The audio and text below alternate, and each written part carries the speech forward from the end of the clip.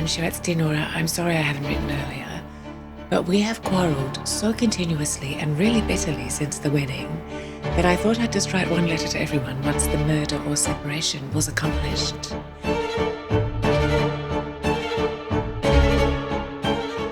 My name is Anna Funder and I'm an author. My latest book is called Wifedom and it's published by Penguin Random House. It's the story of Eileen O'Shaughnessy, George Orwell's first wife, who nobody knows very much about. And it's also the story of why we don't know about her and the invisibility of the work and lives of women in general. Eileen was a brilliant Oxford graduate when she met Orwell, and she was studying for a master's in psychology. And she met Orwell and kind of, I think, at base took him on as a project. You know, he fell in love with her at first sight, and she thought, here is something I can work with, and she was very curious about him. The very interesting thing to me was I had gone on this complete mad Orwell reading jag, and think at a moment of midlife, kind of privileged perimenopausal crisis, when someone much more sensible would have turned to yoga or meditation or long distance running or something, I turned to Orwell because he's so good on how power works and who it works on. And I wanted somebody who would be able to rescue me from what I felt was an imbalance in the workload of love and life in my life. And 6 years later, it turned into a book called Wifedom, which is really an attempt to identify the issue of the imbalance of work, often called domestic or emotional, but it's actually, as I say, the work of life and love that women do. I read my way through Orwell, and then I read these 6 biographies, all of them excellent in their own way. And then I kept kind of reading around and came across these 6 letters from Eileen to her best friend from Oxford days, whose name was Nora. They had been found after the biographies were published. These biographies came out between the 70s and 2003. And the letters are just astonishing. The first of them, Eileen writes to, it's nearly 6 months after they got married. It's the end of 1936. And she writes to Nora kind of trying to account for what's happened in those months and also for why she hasn't been able to write to her before. And she writes, "Dear Nora," they're actually staying with Orwell's parents at Southwold. And she writes, "Dear Nora, I'm sorry I haven't written earlier, but we have quarrelled so continuously and really bitterly since the wedding that I thought I'd just write one letter to everyone once the murder or separation was accomplished." And I just thought, who is this woman? You are hilarious. And it's such a great voice. And I also thought, I wonder what these arguments are about as she's getting used to wifedom in these newlywed months. And why does she want to kill him, even in jest? So I went back to the biographies that I just kind of inhaled and looked at the part where they are newlyweds. And generally it says there, these are the happiest months of George's life. Conditions were idyllic for him. And they're living in a very decrepit hovel, really, 50 miles out of London with no electricity and one tap. So it's an enormous amount of work. They're kind of camping in 300-year-old walls. And I just thought, well, conditions were idyllic for him and he was writing an enormous amount. How was it for the woman who was making those conditions? And I thought in the gap between his idyll and her work, there is room for a book.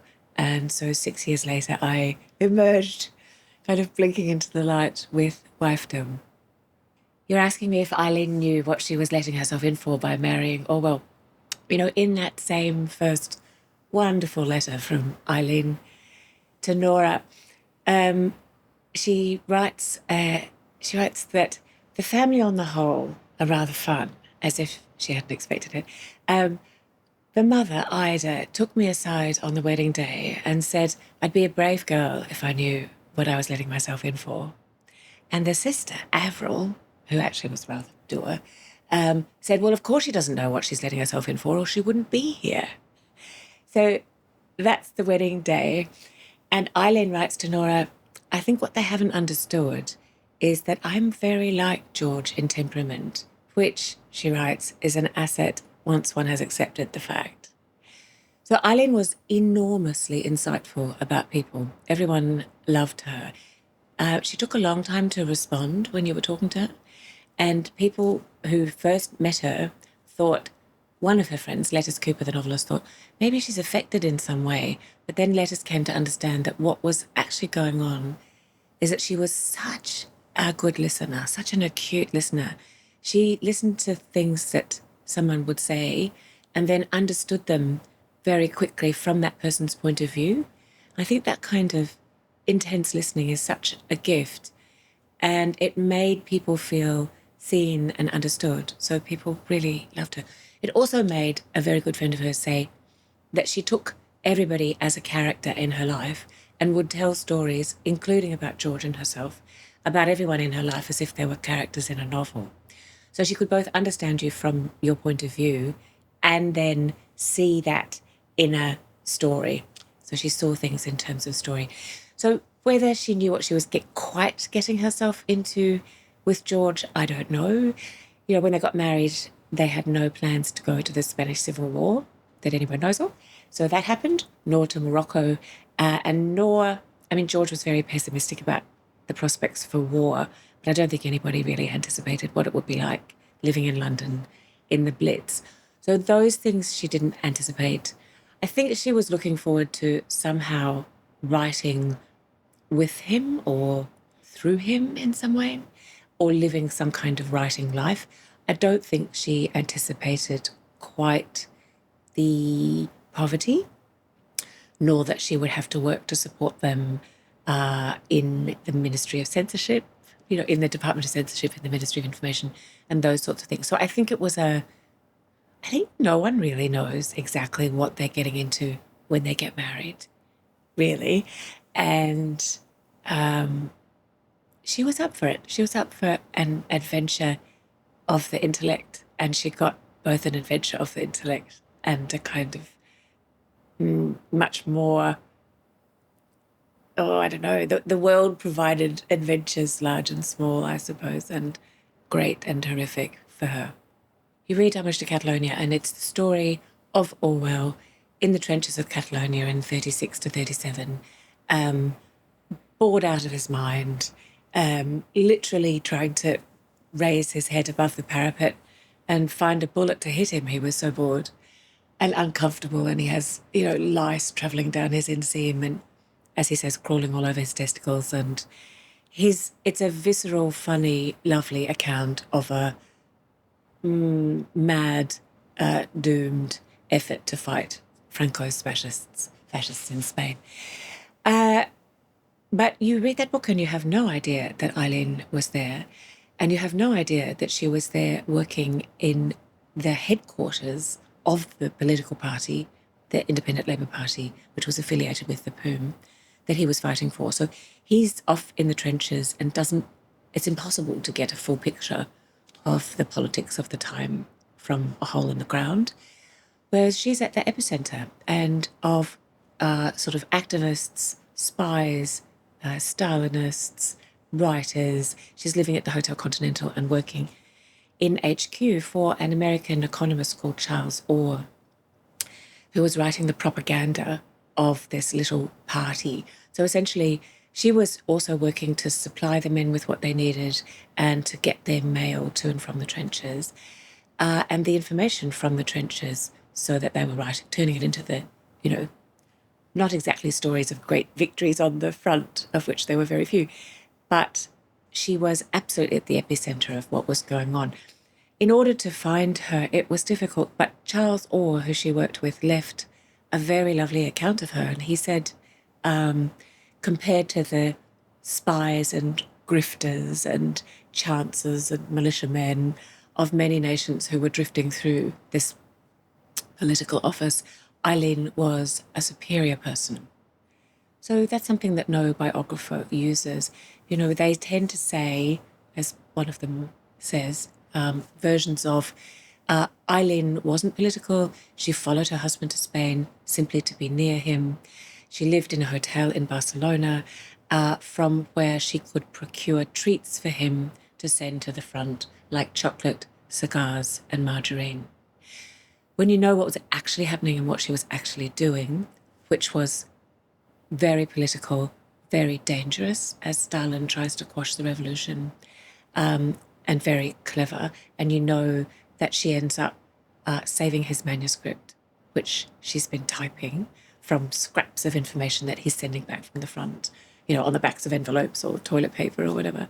She saves that manuscript from Stalinist raid. She suffers a Stalinist raid in her room. 6 policemen come in and search it top to tail, and she has thought already to put their checkbooks and passports under the mattress, and she just stays sitting on this mattress while 6 Spanish policemen controlled by the Stalinists pat down the curtains and look under the bath and open the toilet cistern and so on.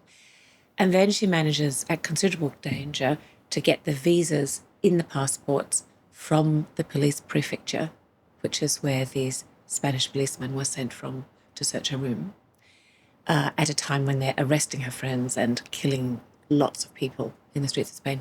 She manages to go back to the police, get these visas, and get Orwell and a couple of others out of Spain. So her role is really significant.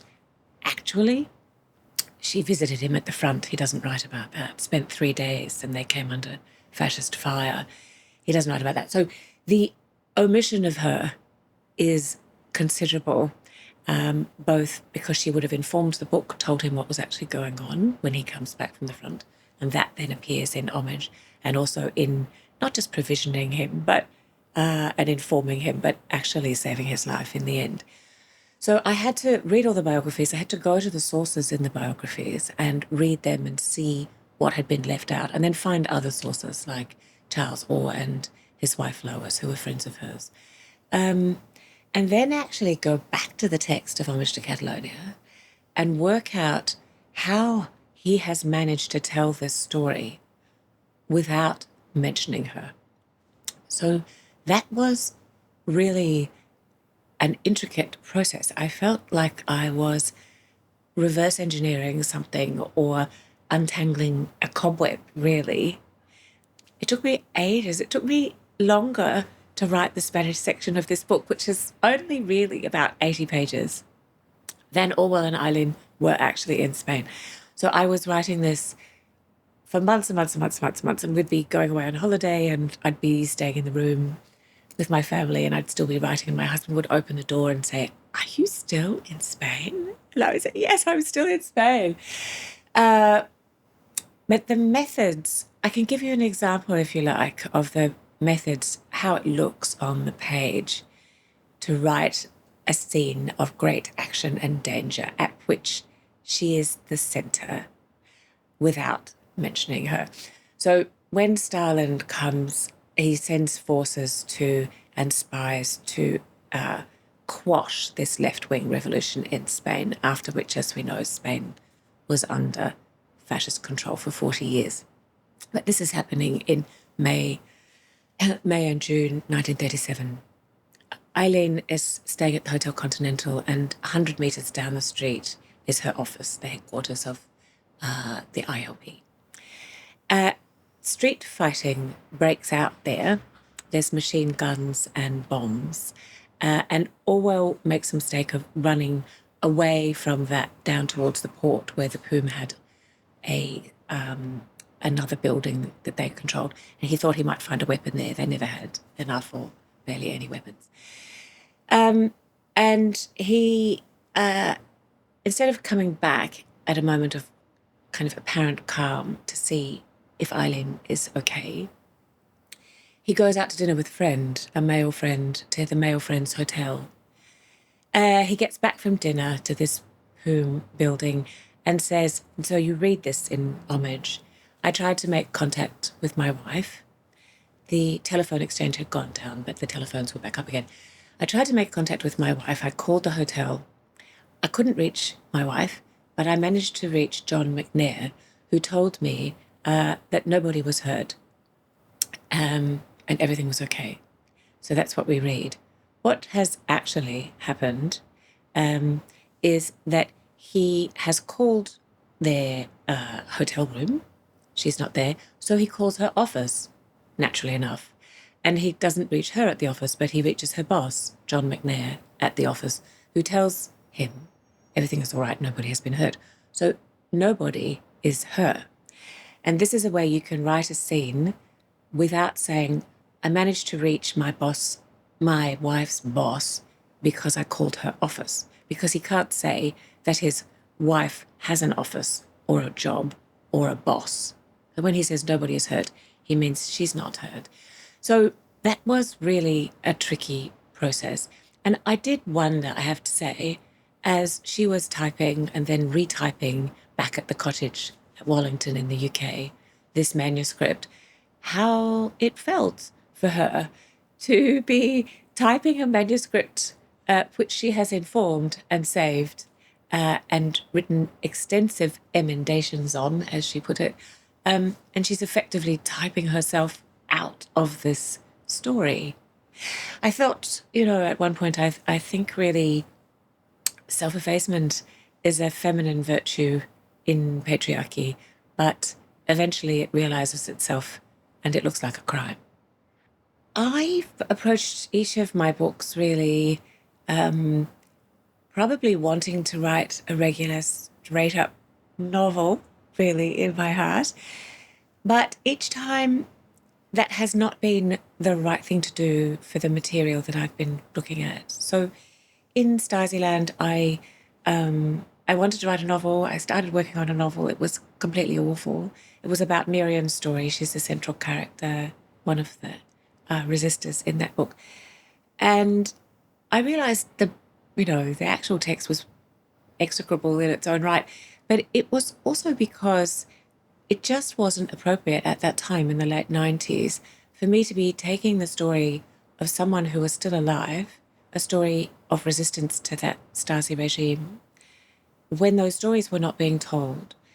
And when people like Miriam and other really brave resistors who really suffered under that regime were walking around the streets of Berlin, possibly, running into their former Stasi interrogator in the delicatessen, it wasn't the right thing to do to take someone else's life and material for my own artistic purposes. And that book needed to be both a work of witness and a work of art. So that's what happened. All That I Am, everybody is dead, but nobody really knows what happened to those women, how they died in that locked room of the top floor flat in Bloomsbury. There's obviously an inquest afterwards that's total whitewash. So that's a novel where I can bring them back to life because they're dead. That's the purpose of that book. But it has footnotes that you don't realize because I wanted also to say, this really happened. These people really lived. This was, one of the... They were casualties of appeasement very, very early on, I suppose, which one can understand. Nobody wanted another war, but really that was an extraordinary story. This, I could have written a novel with Eileen's letters, which I was really fortunate to get permission to use.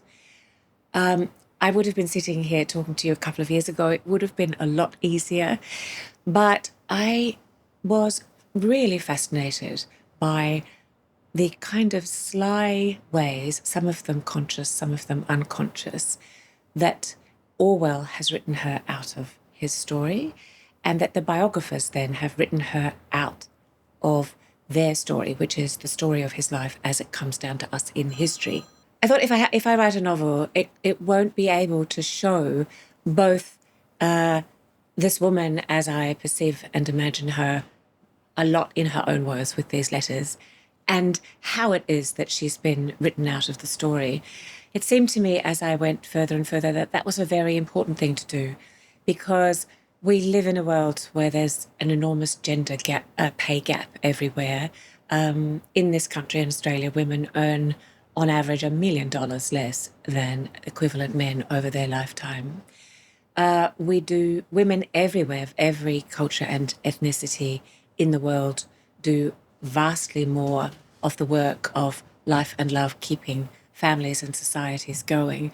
And that work, it struck me at my moment of, as I say, privileged perimenopausal meltdown, That work is largely invisible, sometimes even to us, often to the men that we live with. We've seen in COVID, that even when everybody's locked down altogether, women were still responsible all of a sudden without being asked for homeschooling, as well as running the home, as well as doing their work from home, as well as everything else. The UN estimates that if the unpaid work of women had to be paid for, it would cost 10.9 trillion US dollars a year. So it's obviously enormously valuable, to the point of, unaffordable. And I wanted to show, by using, as it were, in microcosm, these methods of elision that the biographers use, which are by just ignoring what the women are doing, leaving it out altogether, using the passive voice. Conditions were idyllic rather than Eileen was working hard to provide George with these marvelous, happy, writing, newlywed conditions. She was, cleaning out the cesspit and working in the garden and dealing with the animals and cooking all the meals. She said she barely had 25 minutes to spare between, breakfast, lunch, and dinner. He actually wanted to dress for dinner at this remote rural cottage at the beginning of their life together. And I think she just said, "That's ridiculous. We're not doing that." That would have seen her also managing, complicated laundry. So I wanted to write a narrative that showed, kind of synecdoche, this is how this woman and all of her work, literary, intellectual, emotional, physical, and domestic, as we call it, has been both contributed to his life in enormous and significant ways and has been written out of history. And I kind of thought, I think, at some very primitive level of my own, if I can make that visible, and if I can also make her visible in these fictional scenes in which she's writing the actual letters that she wrote, somehow I will be able to both make myself visible to myself in my life and write a book that's useful for people. Because if you can identify the conditions of your wifedom, then you can change them. If you can make visible this invisible work that we are still doing disproportionately, then we can share it more evenly. So that was my aim. So the book is very, it has this non-fiction, straight biographical, and some memoir sections that are set like a regular book, and the fictional scenes in which Eileen writes her lovely, lovely letters to Nora, some of which are funny, some of which are moving, some of which are kind of tragic, and they cover the course of this marriage. That's indented and run ragged, so it's very, very clear when you're in fiction, when it's Eileen's actual words, and when you're in my life. There are small scenes from my life which are really to draw the reader into the now. So there might be a tiny scene of some kind of relatively banal but also bizarre kind of sexual harassment that would have happened to me, which would happen to so many women.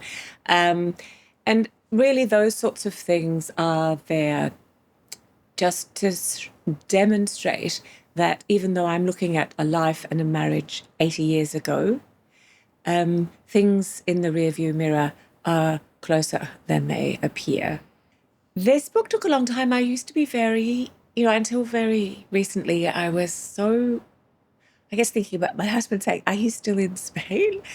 For many, many months. It took me 6 years to write, and it was a year in the edit. We went to 6 rounds of page proofs. It's got 40 pages of notes. It's a very, very big piece of work for me.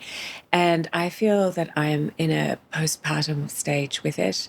And so I'm on tour and I'm talking about it, and I'm kind of seeing it into the world. I'm still very much connected with it.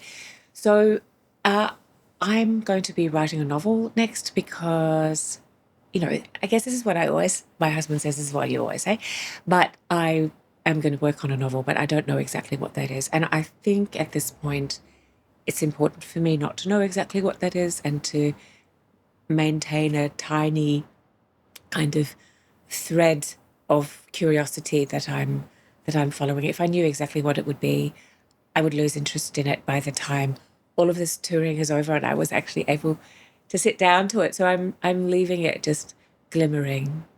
Craig, my husband, says, what is it with you? First you take on the Stasi, then the Nazis, and now patriarchy. And he says, are you done? And I don't think about my work like that at all. I think that I have been, he's totally right, of course, as in the way that people can see you much better than you can see or will admit to seeing yourself.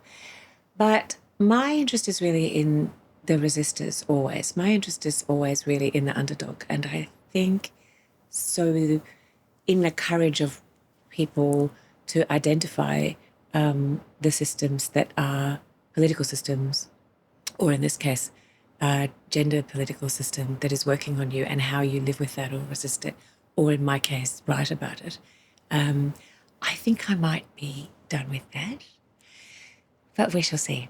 We shall see. It's such a pleasure. Thanks.